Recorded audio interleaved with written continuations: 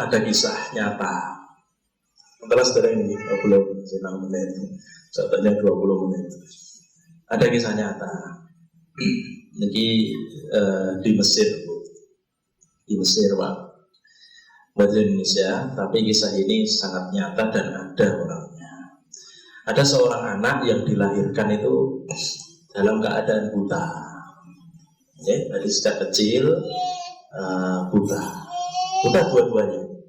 Dia kemudian tumbuh dewasa, bermain dengan teman sebaya, tapi tidak bisa bermain. Pripun aja bal-balan, anak balik pripun, balik kanan kiri sakit lagi.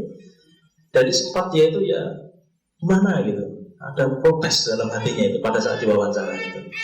Tapi kemudian tumbuh dia Pak, anak kecil ini, dan ternyata belajar Al-Quran, mulai menghafal Al-Quran. Bu, jarak dari rumahnya ke tempat syekhnya itu kurang lebih ngangge motor 40 menit. Ngangge motor di antar bapaknya, jadi bapaknya depan, anaknya belakang. Itu kalau pas perjalanan itu murojaah. Bismillahirrahmanirrahim. Alif lam mim. Dzalikal kitabun la raiba fi. 40 menit. Bu, 40 menit mriki pundi, Bu?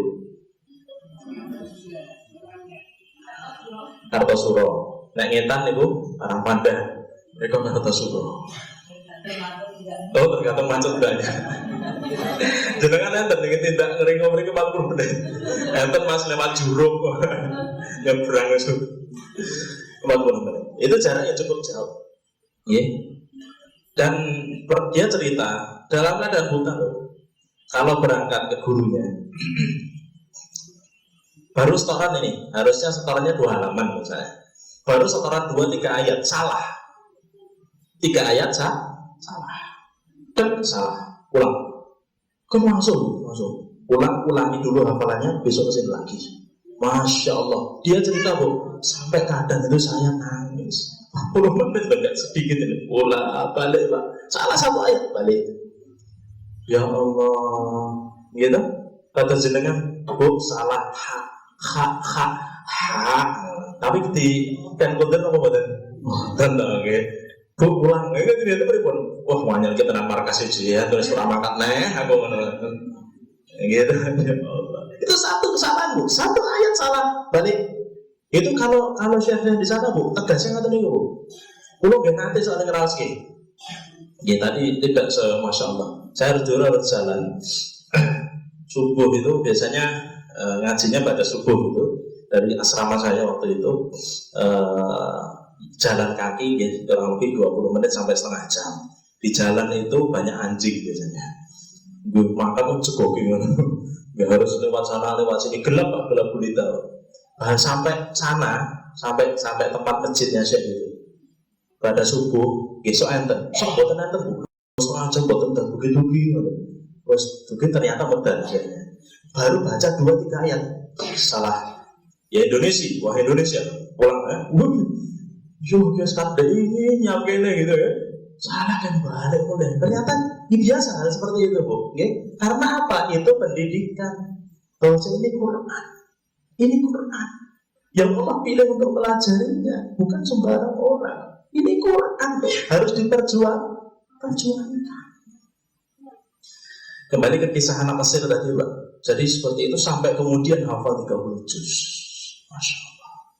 Dalam keadaan buta, diwawancari oleh salah satu syekh dalam acara TV itu. Kemudian di salah satu sesi wawancara itu dia ditanya, "Nah, kalau kamu punya satu permintaan yang itu bakal dikabulkan oleh Allah Subhanahu wa Ta'ala, kamu minta apa? Apakah kamu akan minta?" Dia kan buta, Bu. Mungkin dia akan minta akan dikembalikan penglihatannya tadi. Tapi apa jawaban anak ini? Syekh, as'alullah Allah yarudda alayya basari. Ya Allah, Syekh, aku akan minta pada Allah, aku biar gini saja. Aku biar dalam keadaan buta. Sejak kecil buta. Sempat dia protes, kenapa aku buta? Gitu. Kan teman-temanku bisa main bola, teman-temanku bisa badminton, teman-temanku bisa naik sepeda. Aku buta. Masa kecilnya. Tapi kemudian keberkahan Quran, dia sampai hafal Quran 30 juz, Pak. Ditanya, kamu minta apa? Mintanya itu Syekh, aku minta pada Allah, sudah kondisiku biar begini saja, tidak usah dikembalikan penglihatanku, biar aku tetap dalam keadaan buta ini saja. Loh kenapa? Ditanya, kenapa? Engkau minta pada Allah agar dikembalikan dan tidak apa-apa. Kenapa? Apa jawabnya, Bu? Arju minallah an yukhaffif alayya syai'an minal adab. Aku berharap pada Allah dengan aku buta saat ini dan tidak kembali kebutaanku, biar seperti ini saja. Apa jawabnya, Bu? Agar kelak di akhirat aku diringankan dari adabnya Allah Subhanahu wa ta'ala. Agar Allah kelak meringankan yang adab yang mungkin akan diberikan kepadaku. Ribut jadi buta, tidak minta dikembalikan penglihatannya. Khawatir kalau kemudian melihat, dia akan melihat kemaksiatan dan lain sebagainya. Tidak gini saja.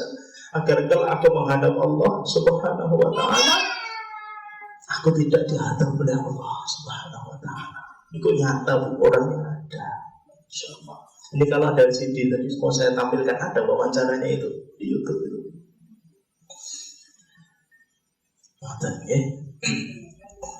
Wa man a'rada an dzikri. Dan terakhir sebagai penutup, kalau anak tadi buta di dunia, insya Allah di akhirat dikembalikan oleh Allah dan diganjar dengan balasan yang sangat baik karena soleh yang luar biasa, dekatnya dengan Quran. Man a'rada an dzikri. Dan sebagai penutup, mesti Allah hentikan watan akhir surat Toha yang semoga kita terhindar dari ini.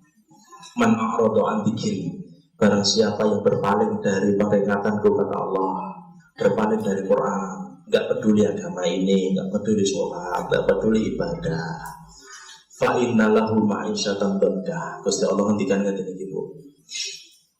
Sesungguhnya baginya adalah kehidupan yang sempit. Kehidupan yang sempit. Para ulama tafsir ada yang menafsirkan kehidupan sempit itu adalah sempitnya kuburnya, sempitnya kehidupan di kubur. Ada ulama sebagian mufassir menafsirkan kehidupan sempit ini meliputi kesempitan hidup di dunia. Walaupun dia kaya raya tapi hatinya selalu merasa sempit. Walaupun dia banyak harta tapi senantiasa hidupnya sempit. Kemudian kesempitan di kubur dan juga kesempitan pula di akhirat. Kemudian lanjutan ayat ini, wa nahsyuruhu yaumal qiyamati a'ma. Dan kami kelak akan bangkitkan dia dalam keadaan a'ma, buta. Buta, kata Allah. Ini Allah kata Allah tentang surat Toha, akhir surat Toha. Kemudian orang ini protes. Waqala ya Rabbi lima hasyartani a'ma. Ya Allah, kenapa engkau bangkitkan aku dalam keadaan tidak bisa lihat? Wa qad kuntu basira. Dulu di dunia aku bisa melihat, ya Allah. Kenapa sekarang kok justru aku tidak bisa lihat? Ya Allah. Apa jawabnya? Qala kadzalika atatka ayatuna fanasitaha. Dulu kamu di dunia telah datang ayat-ayatku, telah datang Quran, telah datang peringatan, telah datang Rasul, telah datang Islam. Fanasitaha, kamu melupakannya, kamu melemparkannya, tidak peduli, tidak peduli sholat, tidak peduli masjid, tidak peduli Quran. Kalian melupakannya selama hidup 60-70 tahun di dunia. Wa kadzalika atatka ayatuna fanasitaha wa kadzalikal yauma tunsa. Begitu juga dulu kamu melupakan Allah, dulu kamu melupakan Quran, dulu kamu melupakan sholat, dibangun sudah Allah. Wa kadzalika al-yauma tunsa. Begitu juga hari ini kamu akan dilupakan. Enggak peduli. Buta. Surat Toha. Tidak nanti ayatnya berapa ya? Itu halaman terakhir. Tadi Toha itu nanti halaman terakhir ya, tiga halaman diwalik gitu. Jadi satu lembar terakhir bagian bawah.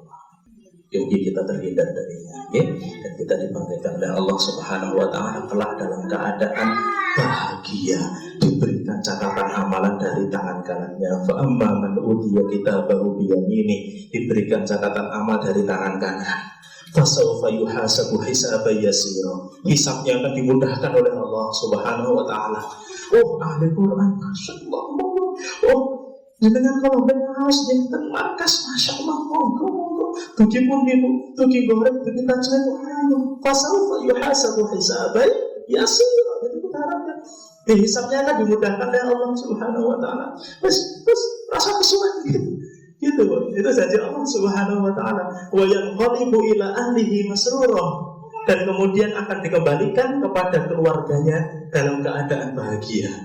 Setelah fasawfa yuhasabu hisaban yasira, dimudahkan hisabnya, kemudian wa yanqalibu ila ahlihi masrura, dia akan kembali ke keluarganya.